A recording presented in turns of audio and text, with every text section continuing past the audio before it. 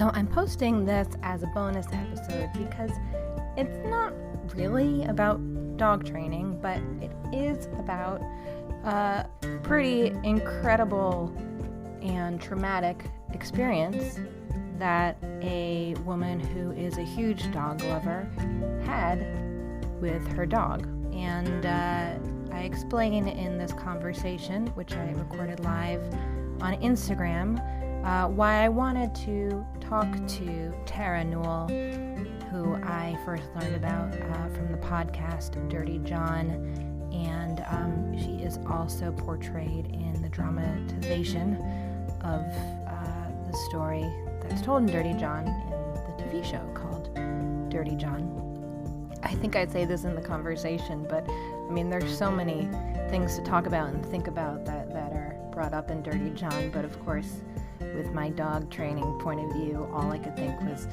this woman should become a dog trainer.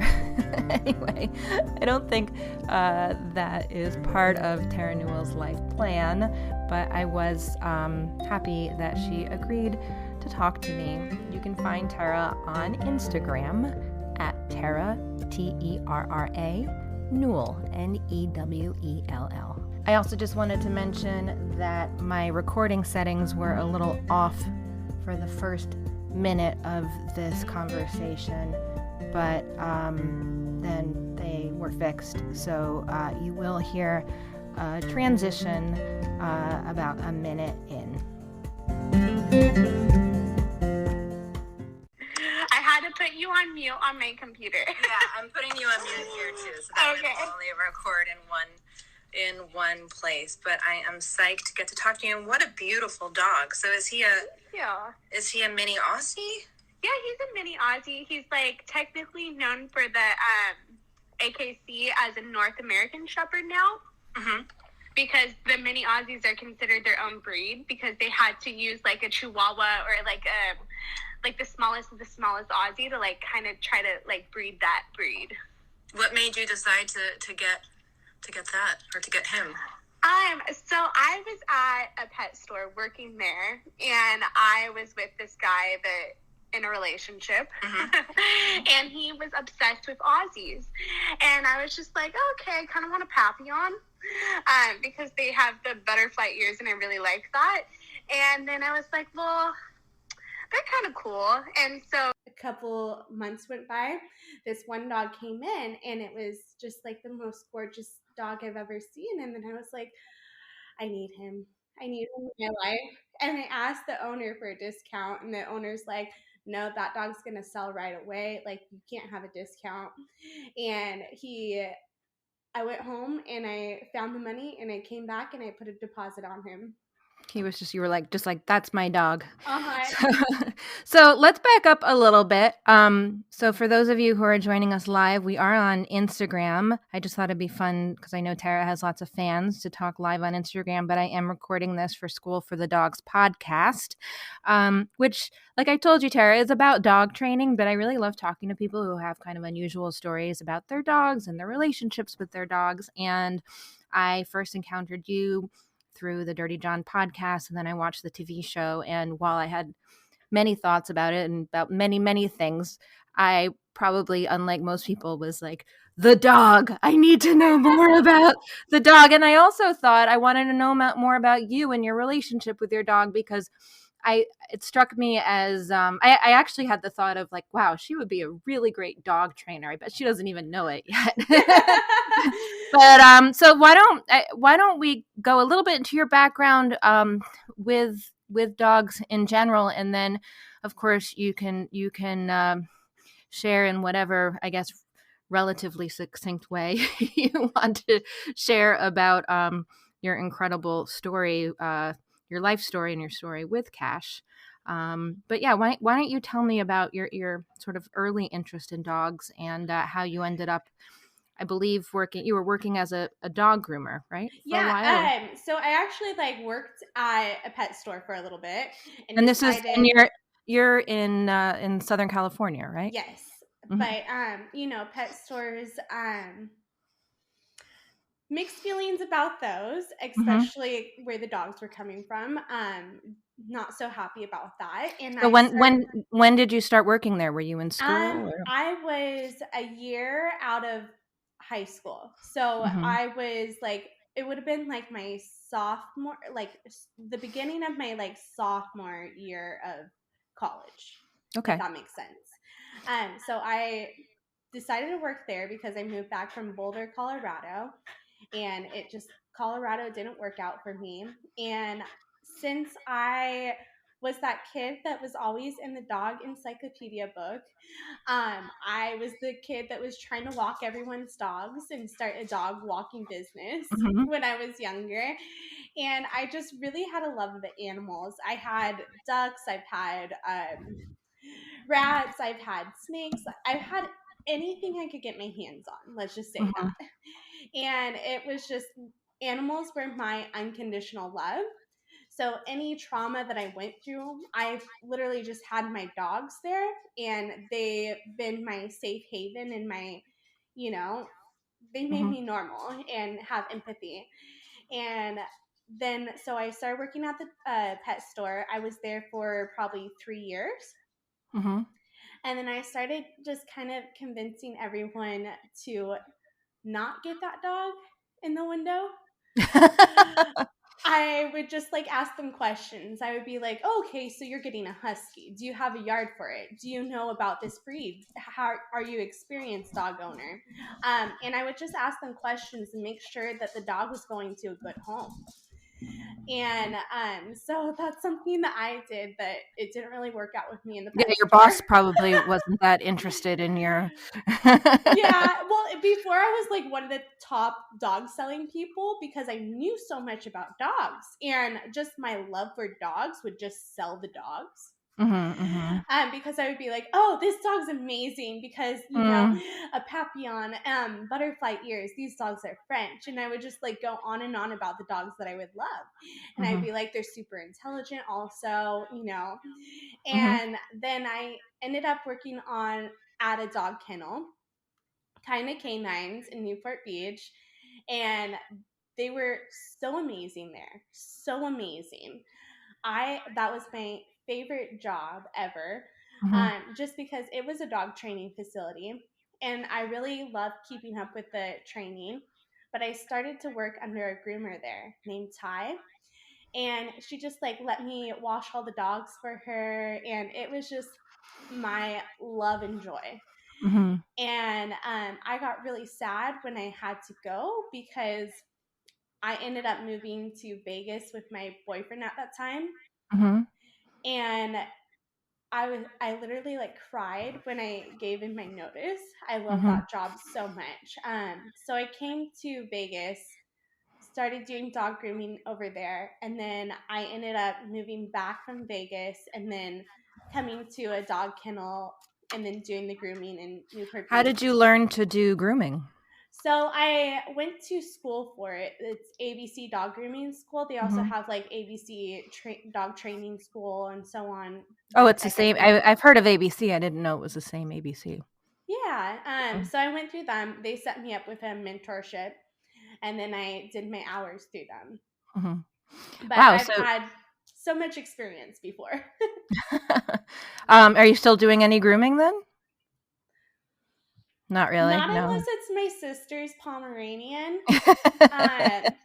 Like I love Pomeranian cuts, so I will do a Pomeranian cut every once in a while.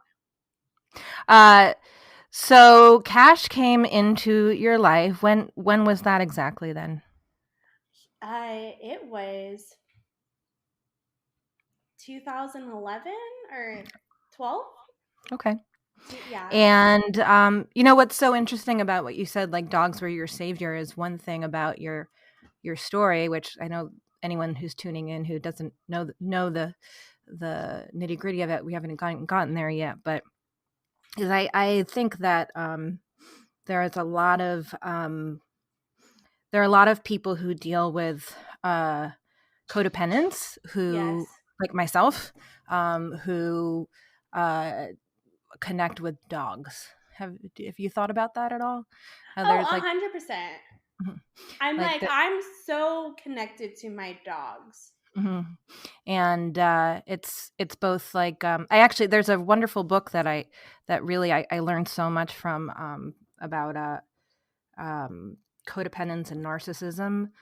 It's called the human magnet syndrome. Okay. And I'd read a lot about codependence and narcissism kind of separately, just for as it had to do with my own life. But this book really kind of talks about how they're two sides of the same coin, which I felt, I strongly saw in the story of your mom, especially.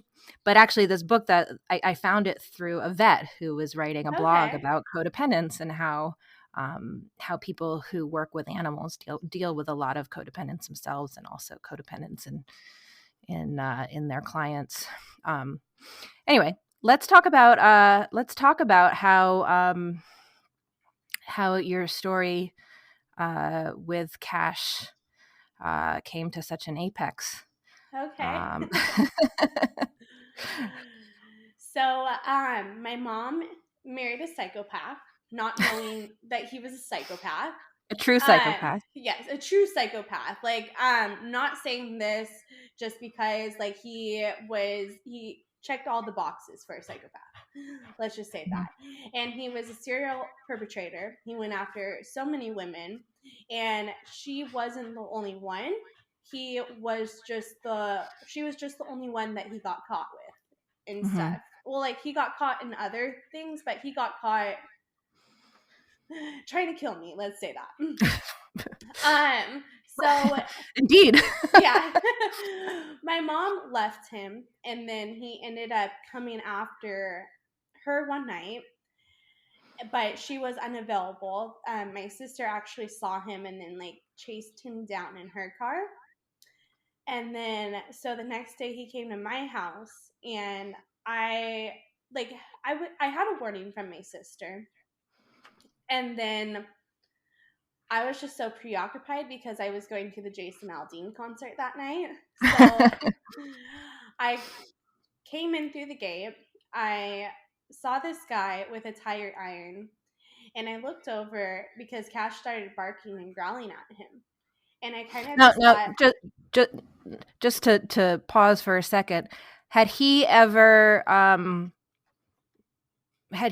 made you feel uncomfortable before around Cash or having to do with Cash, or just no? No, not really. Like, we met one time. I stayed at my mom's place, and it was a bad experience because I ended up leaving with my dogs. I stayed there twice, and the first time it was okay, but the dogs were very anxious. Like, I had a border collie, and then I had a Cavalier King Charles Spaniel, not the same Cavalier that I have now, but I had that Cavalier and then Cash, and all of them were just anxious, and then they had the runs. And so that was a lot of fun. And I don't know if that had anything to do with the energy with John, probably, because it was tense. And dogs pick up on energy, and, like, if something's anxious, or, it could have even been from travel. So many things why the dogs could have had runny stool. So, like, that was their interaction. And then my mom wanted to take the dogs on a walk one night. And I was like, okay, like, you could take the dogs on a walk if it's that important to you. And she took the dogs on a walk, and she said that they were the worst dogs ever, that they were trying to go everywhere. And I have a border collie and an Australian shepherd. And if you know those dogs, well, first of all, they're very smart, but they're easily trainable. And so if this person was a dog person, he would know how to put my dog back in line,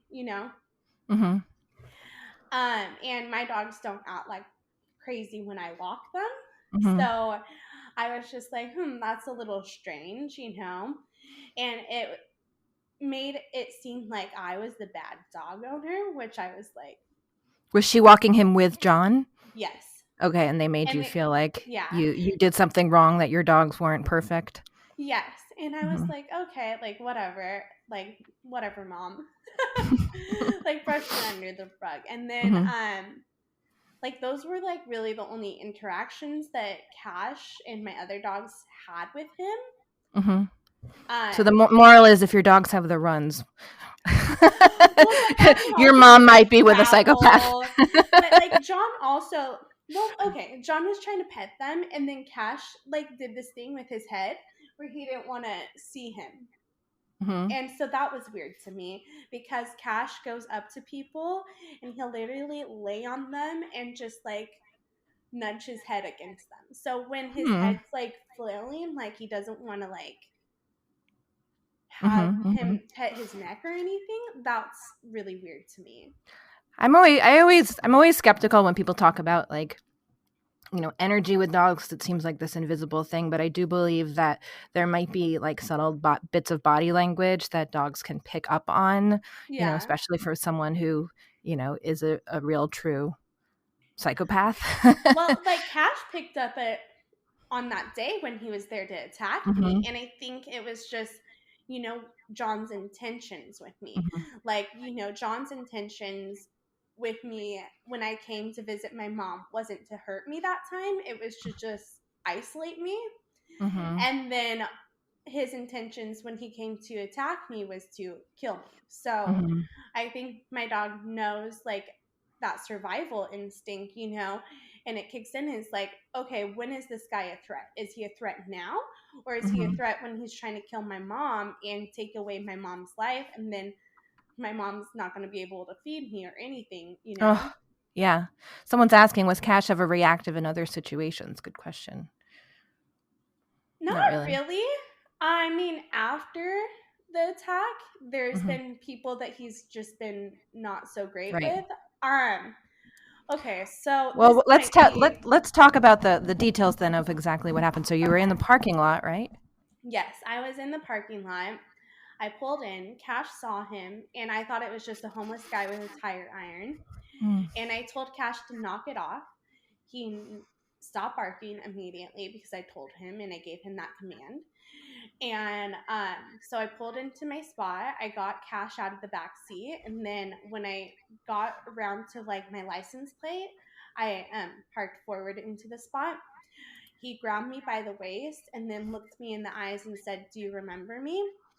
And I immediately tried to flee away from that situation. I immediately dropped Cash's leash right away so that Cash could fend for himself. And I put my arm up with my purse, and I just really protected my heart and my vital organs by doing that. And I just tried to run and get away, but I wasn't able to get away. And then I just tried to like push him away from me, but I wasn't able to do that. He tried to cover my mouth because I was screaming. I bit him as hard as I could. He let go because that hurt. And where was Cash during this time? Cash, so like I wasn't aware, but I think at this time Cash was already attacking his ankles. You must have been worried about Cash then at the same time. To be honest, well, like it happened so quickly where I'm like, I didn't even think about Cash, to be honest. My initial instinct was let go of Cash's leash and let him like run. And so like I was hoping Cash was running, and running away, because I was like, that is my baby. If he got my baby, like I would be done. I would be like, just kill me. You can kill me. I'm okay with that. So yes, he tried to keep attacking me. Cash was just attacking his ankles. I kept getting hit, and like I got stabbed at that point, but I didn't know I was getting stabbed. Because he had the knife in a Del Taco bag. And so I ended up like getting away from him somehow, but I ended up on my back. And then he was on top of me with his like on his knees, just trying to wail at me with the knife. And at this point, the knife is visible. And since I worked at the dog kennel, I wore rain boots every day because I hosed down the yards and stuff. And so I had that as a factor in my part. And I just started kicking, and I started blocking the knife as it came down on me. I kicked his forearms, and then it immediately landed on my right hand side into the ice pick position, and it was the perfect position to pick it up. I literally just did not give it a second thought, just picked it up right when it landed and started wheeling back on him. And I guess Cash was still attacking him at this time too. But like it's so like tunnel vision where I didn't even see Cash this whole time. Like I didn't see Cash until after anything. So I ended up stabbing him, and I thought I stabbed him in like the chest, but I stabbed him in like the back because I just like, you know, sometimes the brain doesn't connect the dots when you're in a trauma. And well, so you didn't have a lot of stabbing experience either, I'm sure. I'm like, I've never stabbed anything. So, you know, I was overthrowing it, and I got him in his back. I guess I got him 13 times, and then the last time was in the head. And I actually did give thought to this because I watch a lot of Walking Dead. I held his head as he like started to like lose life and lose energy. And I stabbed him once in like the forehead, and then the last one was in the eye because I was like, well, that's the softest point of entry to the brain, so and I don't want him to get up and get me again, like because you watch so many horror movies where they just keep getting up and you're like, wait, and what? for all you knew, he had a gun too. I mean, Yeah. it's really lucky, I guess, that he didn't have a gun. Yeah, no, he tried to get a gun. He couldn't get one because of his like parole and all that stuff, or his not parole, but him being in jail before and all that. God, wow. So you were rushed to the hospital with your dog, right? So I wasn't rushed. You strolled. Let's make that clear first. I literally got down the ramp. I called my mom and I told her, I'm so sorry this happened, or I'm so sorry, I think I killed your husband. Oh my God. Because like, oh God, Terra. Well, I felt bad, you know, and I didn't want to do that. And then I also like called my ex-boyfriend at the time, and I thought he blocked me because he didn't have service, and so I freaked out on him for a moment.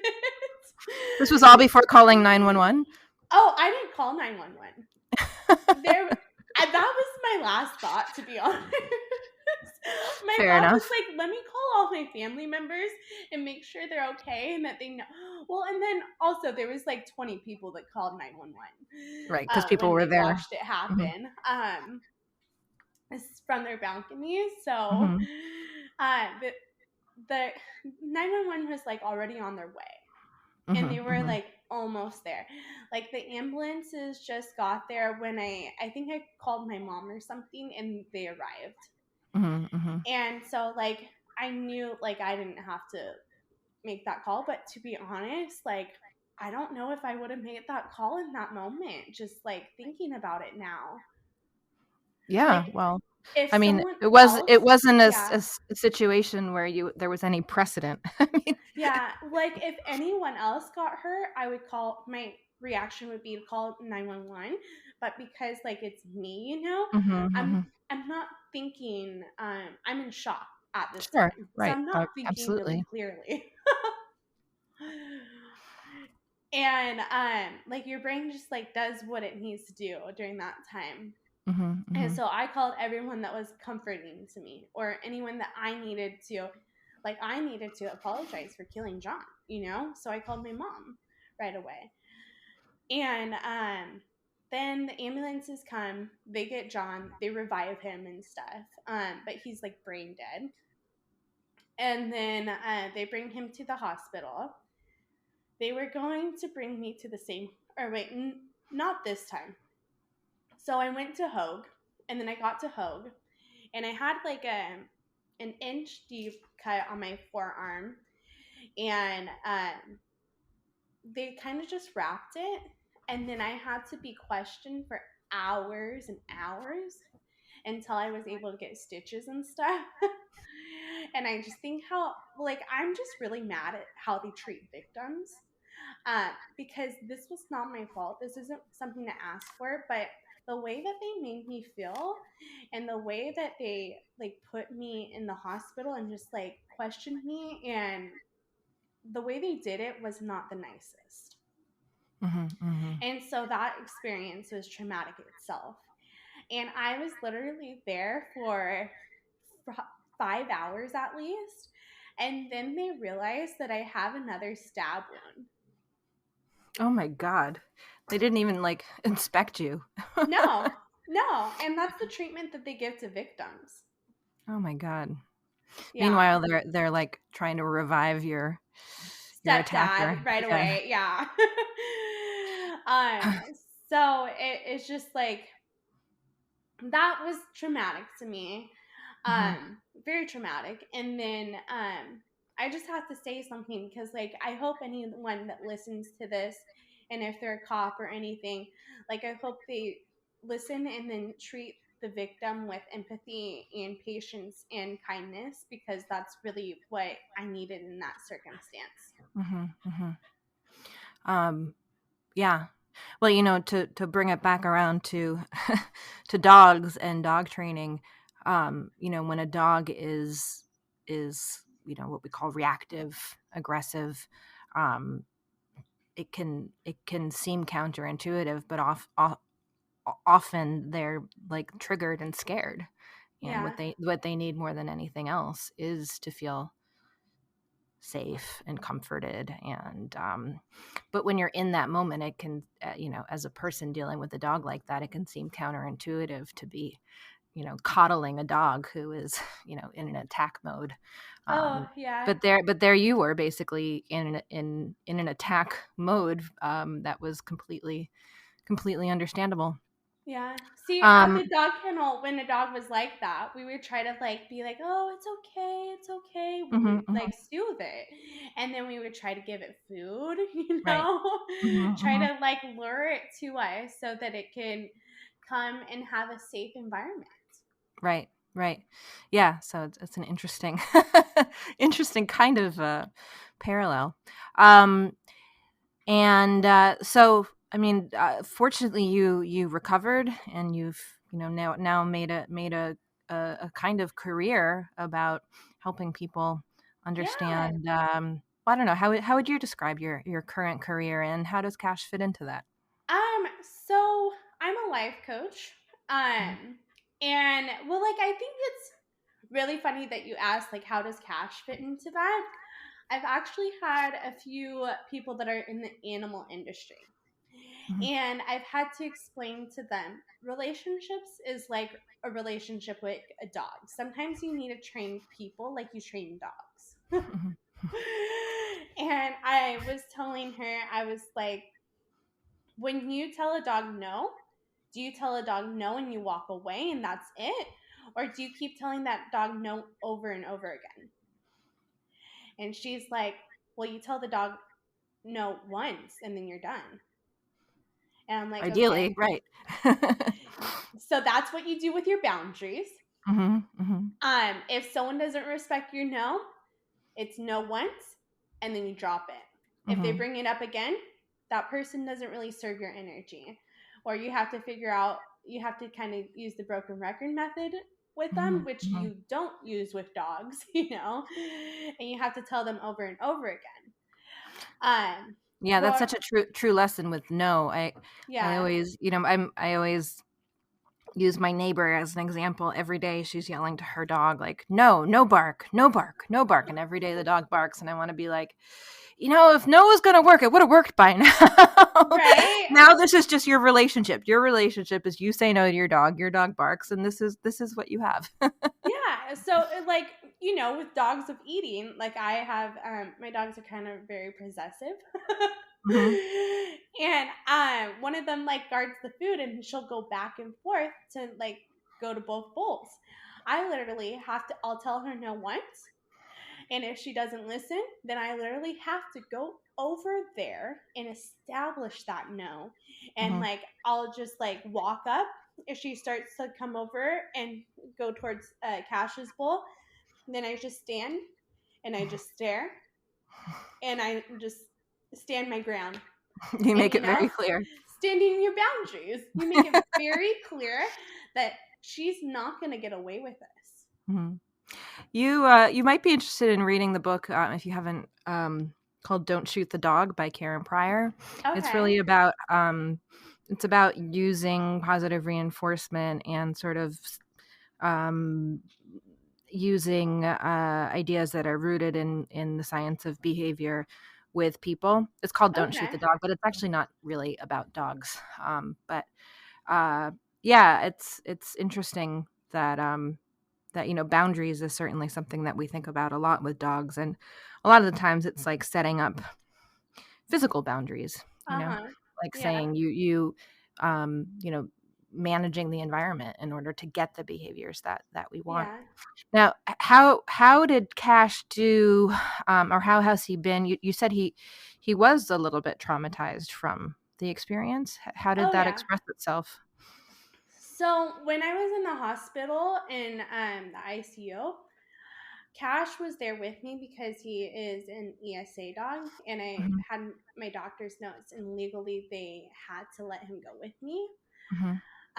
So and he's honestly we never did good citizen training or anything, but because I worked at the dog kennel for so long, like I knew the rules of a service dog and like the ESA and a therapy dog. Like I knew all the rules of like what aligns with what. And so he knows like he can't do certain things. Like if food drops on the floor, he's not allowed to get it. He's not allowed to jump on people. He's not allowed to do this and that. And so he was very well behaved when I was there. But when my nephew went to go hug him, and like he's been with my nephew since he was a puppy, and my nephew was 2 years old. So like they kind of like grew up in their baby stages together, And he bit my nephew at the hospital. And he's never done that. And my nephew is, not a threat to him whatsoever. But because he was so shaken up and stuff, he bit my nephew. And then luckily my friend came, and she's a dog trainer. She was at the hospital, and she like just took him and like got him walking to release that energy, because when dogs get aggressive sometimes you really got to move around that energy so that they kind of work it out themselves. And so she just kind of had him like start walking and like working out that energy and how he felt, and then that helped him. And then he also went and saw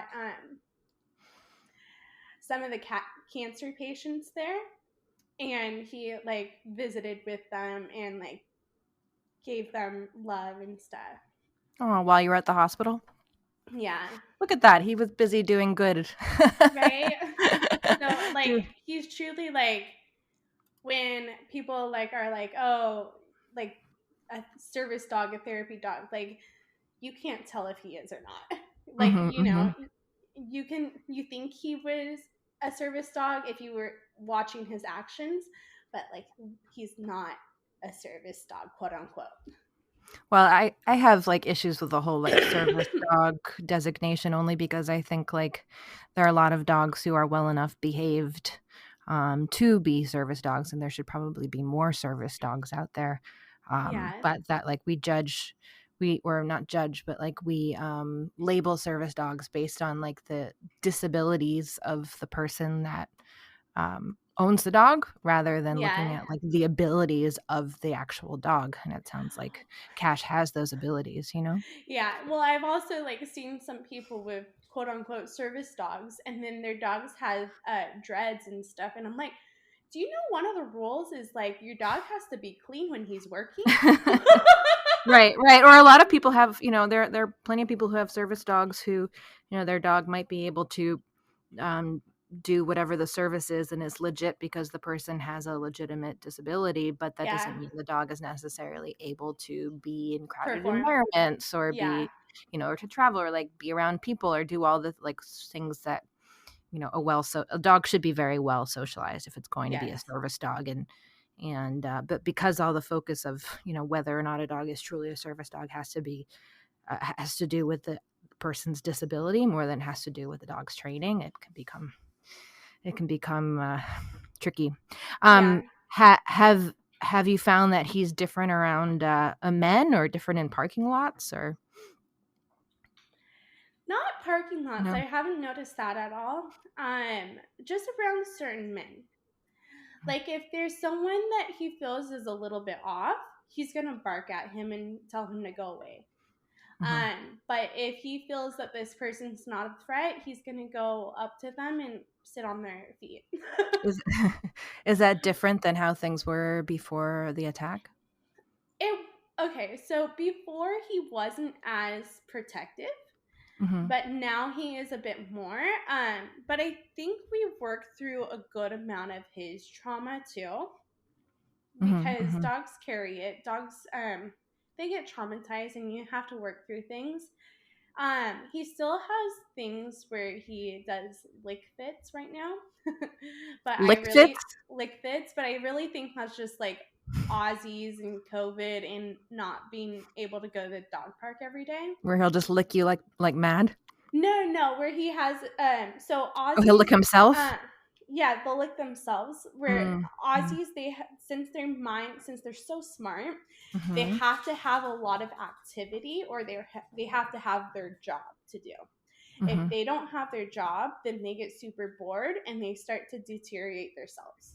And that's why I don't recommend for a lot of people to have Australian Shepherds, because you really have to work those dogs. They're a working dog. Yeah, it is a lot of work. Yeah. So do you see yourself doing anything with dogs in the future, career-wise or coaching-wise? To be honest, not really. No. I used to want to be a dog broker and find people their perfect dog. Oh, okay. But I feel like that's really hard to do. And because like some people get the dog and then having a puppy is really hard. So they might not think it's the perfect dog right now, but like 2 years down the line, they're like, oh my gosh, this dog was the perfect fit for a family and stuff. Like I got one of my friends an Australian Shepherd, and let's just say we stopped being friends for a little bit because well, first of all, I got the dog for him, and it was a gorgeous Australian Shepherd, tricolor, but I may have been a bit bossy or just like know it all with like dogs, because that was what I used to do. So I probably told them too much to do with the dog, and so that kind of backfired. So I'm like, the dog brokership is not really something I want anymore. Okay. Although they love their dog. We're great now, and that they're like, Tara, you really know how to pick out dogs, and I'm like, yes. Aw. Yeah, I mean, I it's interesting. I don't know people who do that, but I do think, especially like, it seems to me like there's a niche waiting to be filled of someone who can. I mean, I guess we've done this on occasion for clients, but someone who can like go to a breeder and vet which are the good breeders, or someone who can like go to a shelter and pick out like this dog would be a good fit for you. And I don't know what I guess dog broker maybe is what you call that person, but yeah, dog broker. Yeah. I mean, I used to know a really big dog broker, but they took dogs from puppy mills, and that's not the kind of dog broker I want to be. I want to be an individual one that picks out the perfect dog for your family. Well, you must know a lot more about puppy mills than your average person. Oh, I do. Unfortunately, from working at the pet stores. Oh yeah, no, I actually did not a conference call, but a Zoom call with one of the people that found us on Embark, and said that she's a relative of Cash's. Oh, that's funny. I just did that for my dog, and someone reached out and said that they're a cousin of my dog. Yeah. Hi, Cash. He's so cute. Thank you. But it's so funny. I told her a lot about like where they came from and stuff because she rescued her dog, so she had no idea where he came from, and I was like, oh, I got everything. I even became friends with one of the girls that worked there, so that I would call her and like get information from her, like what's going on. So he came from a puppy mill, and you actually know about the puppy mill that he came from.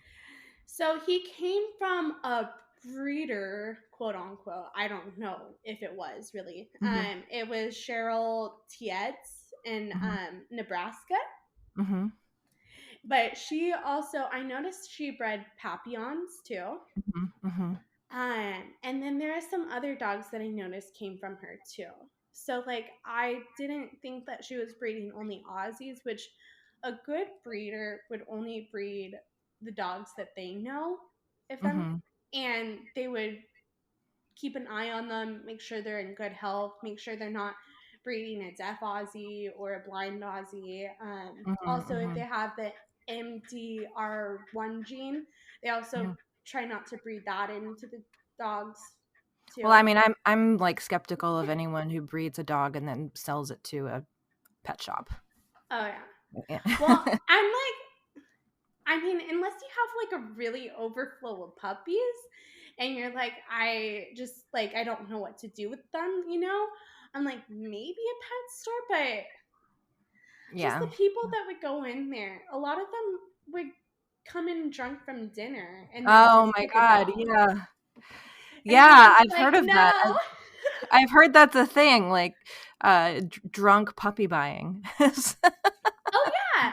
And then it's so sad because a lot of them would get returned and we wouldn't do refunds.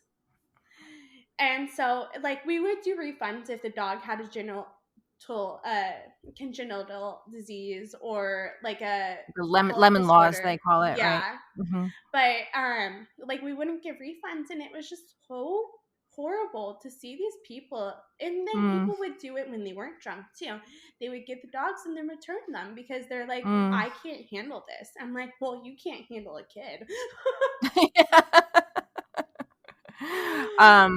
There's an interesting book called The Dog Merchants that's all about kind of the underground world of pet shops and dog breeding. I actually think, I think a good dog breeder is an amazing thing because like these are like they're creating these animals that need to be able to like live in our worlds and it's no small thing to have a healthy, to make a healthy, well-adjusted dog. He is so cute. Look at that guy. Oh my goodness. Oh, as an emotional support animal, do you feel like he's been part of your recovery? Oh, absolutely. Because I gotta be honest, there was a time where I was super triggered and I don't think I treated Cash the best way. And that really hurt me because I love him with all my heart and my soul. And that really kind of prompted me to get better so that I could have my dog be in the best environment possible. You felt like you weren't giving him enough attention, enough care? Or I'm just like, well, I would have like these triggers. And then if like he had an accident, I would lose my mind. Like I wouldn't on him, you know, but he would like I would just be screaming, I would be so emotional, I'd be crying, and I wouldn't know how to like deal with, dog poop, where before I would like pick it up and it would be fine. So I really had to get better and work on my PTSD with that because it's just not healthy coming in seeing an accident from when he had an upset stomach or something and then flipping out, that wasn't a healthy way to deal with things. And so and he was scared. He would shake. He would go into the other room and I just but I couldn't stop myself from like having those triggers, if that makes sense. And it pushed me to do a lot of work on myself, get healing, and get to the point where like now I see that, I'm like, oh, are you feeling bad? Let me take care of you, you know? Right. You feel more yourself. Yeah. And so I think that PTSD, like, luckily Cash knows when to go away from me and to leave me alone. But a lot of dogs don't know that, you know? And so that was a really big journey, and I'm so happy to be at the other end of that, at least. Does your mom have a dog? So she had two, but she gave, my mom travels a lot and for business and stuff, and she had an English cream golden with John. And then really? They had a dog together? Yes, they did. And I actually had her right when I got attacked, but I gave her to my mom that night. And I think that may be one of the reasons why John did come after me too, is because I had his precious dog. And like, love Murphy. Murphy is like such a sweetheart, such a great dog. But it was so hard having his dog. And so she went back to my mom, and then this one right here. Oh, who's this dog? This is mine too, but I've like shared her with my mom. What's her name? Coco. She's a Cavalier King Charles Spaniel. Hi, Coco. Oh, giving you kisses. Yes, Cavaliers do. But she was with Murphy, my mom's dog, and they were like best buds. And then when my mom moved and stuff, my brother took my mom's dog, but it works out really great because my brother's kids absolutely love and adore her, and they're her favorite. And so I just love that. And then I have Coco because I actually picked out Coco because I had a Cavalier for 14 years, and then I went and looked for a rescue, but you can't really find a Cavalier King Charles Spaniel rescue unless you like are so lucky. And I was looking for the rescue for a year and a half, and then decided like, okay, let's start looking around for breeders too.